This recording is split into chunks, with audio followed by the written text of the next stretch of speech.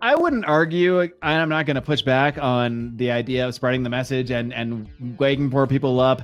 I guess for me, it comes back. The reason I have a hard time anyway, because like, again, like I didn't come on to Pete's show thinking I was even going to bring up the Music Caucus thing. It just is kind of what came out. You know, it wasn't like, to go on there. And it was just the truth of what I was thinking live, real time. Because I've been doing all this stuff real time. Like I'm when I watch the debates with you and Tho that I'm hosting, or you and Breaky, like I really am just like listening to both of you guys and like thinking both ways. And like I said, I think you make the best case for the strategy. And if it's what people are most passionate about, I'm not going to tell you not to be passionate. But again, for me, it really comes down to the urgency of the situation.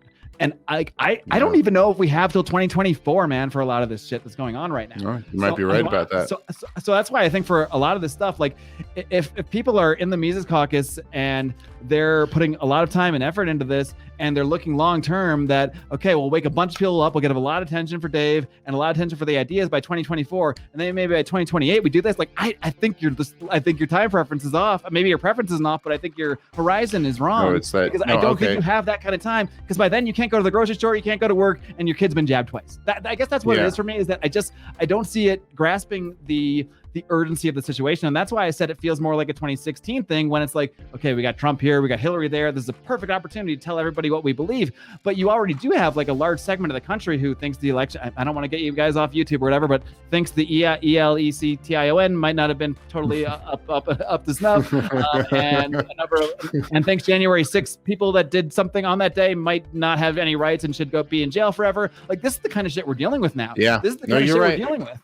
And maybe it's just as much of a folly to do it in the GOP and think you can do something there. I don't know. I'm not advocating for any particular, political strategy necessarily, but I just think that like if we're having this thing where in 20 years we're really going to build up that Libertarian Party, I think that's just a folly. And I think people need to be looking at, again, I'm not going to say what about political paths, like one or the other. Like that's not really my thing as much as like just look at yourself first, man. Like look at the fucking man in the mirror. And again, I'm talking to myself. Former versions of myself and the current version of myself. Look inside first, man, because we need to win. The real battle is not against everything around us. It's not of ideas. Like the first battle is right here. And for a lot of people, you're not ready to face what's coming.